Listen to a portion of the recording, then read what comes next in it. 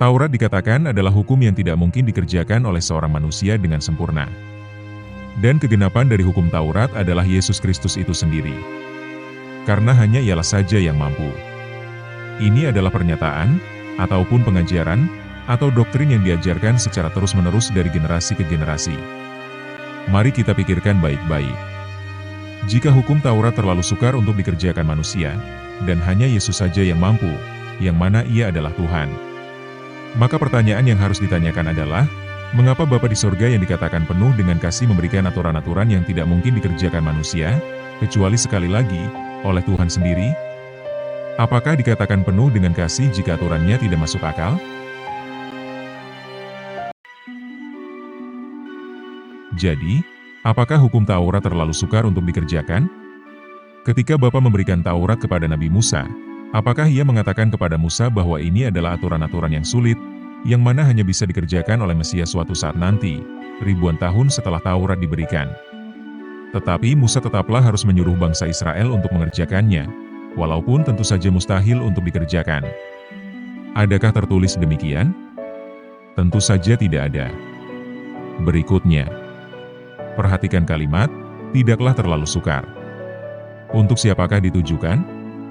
Apakah malaikat, atau mungkin Tuhan sendiri?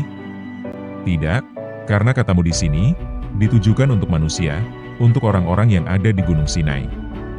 Apakah yang disampaikan Nabi Musa kepada bangsa Israel ini cuma sekedar basa-basi?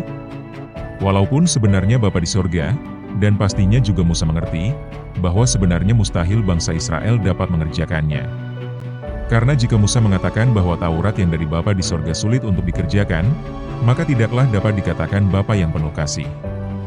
Harus dimengerti, Nabi Musa adalah perantaranya Bapa di sorga. Ia tidaklah mungkin berkata bohong, apalagi cuma sekedar basa-basi. Pernyataan yang mengatakan bahwa hukum Taurat tidak mungkin dikerjakan seorang manusia tidaklah berasal dari Alkitab. Perhatikan ayat-ayat selanjutnya, yang justru menjelaskan Ulangan 30 ayat 11. Bahwa Taurat-Taurat yang disampaikan oleh Nabi Musa kepada bangsa Israel bukanlah sesuatu yang sukar. Melainkan ada di dalam mulut untuk diperkatakan, dan di dalam hati agar dapat dikerjakan dengan sepenuh hati, atau tanpa adanya paksaan. Perikop ini sebenarnya tidaklah asing, khususnya di telinga orang-orang yang suka membaca Alkitab, yaitu Perjanjian Baru.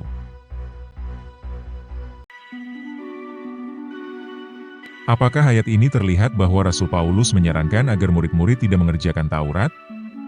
Tentu saja tidak. Bahkan Rasul Paulus menyatakan bahwa kebenaran ada di hukum Taurat. Dan setiap orang yang melakukan akan hidup karenanya. Mari kita perhatikan ayat-ayat berikutnya.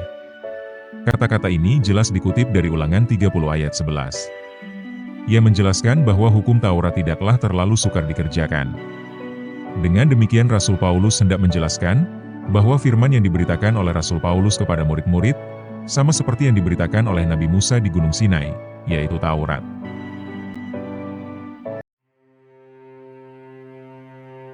Doktrin yang menyatakan bahwa hanya Yesus Kristus yang dapat mengerjakan semua Taurat, tidaklah berdasar. Karena dengan demikian berarti Taurat hanyalah bisa dikerjakan oleh Tuhan, dan bukan manusia. Bahwa Taurat terlalu sukar untuk dikerjakan, juga tidak tertulis di Alkitab.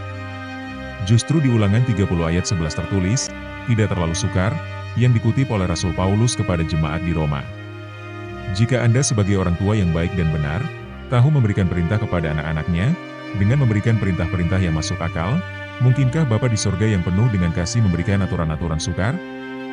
Dengan demikian Torah 30 menit menyatakan, bahwa ajaran-ajaran tersebut tidaklah berasal dari Tuhan Allah, melainkan berasal dari manusia. Terima kasih, Tuhan Yesus memberkati.